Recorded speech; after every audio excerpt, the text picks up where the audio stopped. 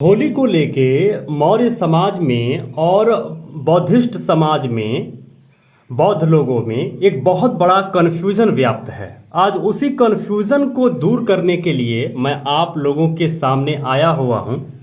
मैं राष्ट्र रक्षा संघ का संचालक प्रदीप मौर्य आज ये सूचना जारी कर रहा हूँ कि मौर्यवंशियों को होली मनाना है या नहीं मनाना है, या किस फॉर्मेट में मनाना है, या होली किस तरीके से मनाया जाता था, या होली किनका त्यौहार था, किनका पर्व था, और उस पर्व को किस तरीके से प्राचीन काल में मनाया जाता था।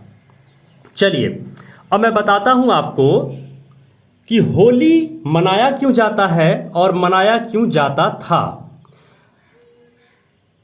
समय के साथ साथ किसी भी पर्व में बहुत बड़ा बदलाव आता है, लेकिन यह प्रामाणिक तौर पे मैं निश्चित तौर पे कह रहा हूँ, इसको ध्यान से सुनिए, कि होली भारत देश के मूल निवासियों का यह त्यौहार है।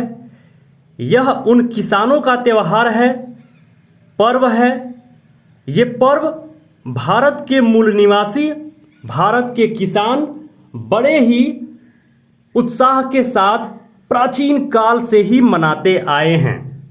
होली उन किसानों का त्यौहार है जो फसलें उगाते हैं।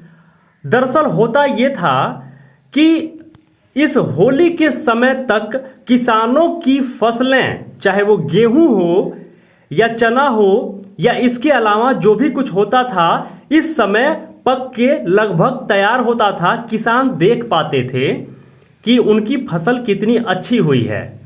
तो फसल अच्छी हुई है, इसको खुशी मनाने का त्यौहार प्राचीन काल से होली के तौर पे मनाया जाता है।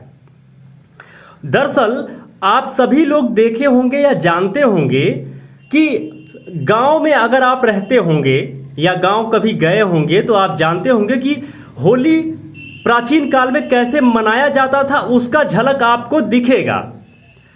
दरअसल होली के एक दिन पहले या होली के दिन आग जलाई जाती है, और जो हमारी फसलें तैयार होती हैं, जैसे गेहूं है, चना है, उसको जो पका हुआ होता है उसका कुछ भाग, कुछ पके हुए फसल को किसान काट के लाते थे और खुशियां मनाते हुए, नाचते हुए, गाते हुए, उत्सव मनाते हुए, पर्व मनाते हुए वह आग जलाते थे और उस आग में अपनी फसल को भूनते थे। थोड़ी सी फसल को सभी लोग अपने अपने खेत से लेके आते थे और वो इतने खुश होते थे कि अब की बार की फसल उनकी बहुत अच्छी हुई है।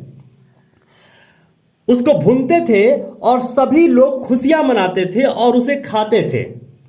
यह इस प्रकार इस त्योहार को मनाया जाता था और उसी आग की राख को एक दूसरे के ऊपर फेंक के एंजॉय करते थे, खुशियां मनाते थे। इसके अलावा वो क्या करते थे, गुलाब की पंखुड़ियां बाल्टी के पानी में डालते थे, उसमें थोड़ा हल्दी डालते थे, वो बन जाता था कलर और उसमें हो जाती थी खुशबू। तो उस गुलाब के पत्तों वाला और हल्दी के पानी या हल्दी से, अच्छा वो तो कच्ची हल्दी का इस्तेमाल करते थे उस टाइम पे, क्योंकि कलर एक दूसरे के गाल पे लगाना और खुशियां मनाना। तो मैं ये क्लियर कर देना चाहता हूं कि राष्ट्र रक्षा संघ के 11 लाख लोग या जो भी हमारे विचारों को मानते हैं, राष्ट्र रक्षा संघ के सदस्य हैं या सदस्य नहीं भी हैं, अगर हमारे विचारों से सहमत हैं, वह लोग धूमधाम से होली के त्यौहार को मनाएं।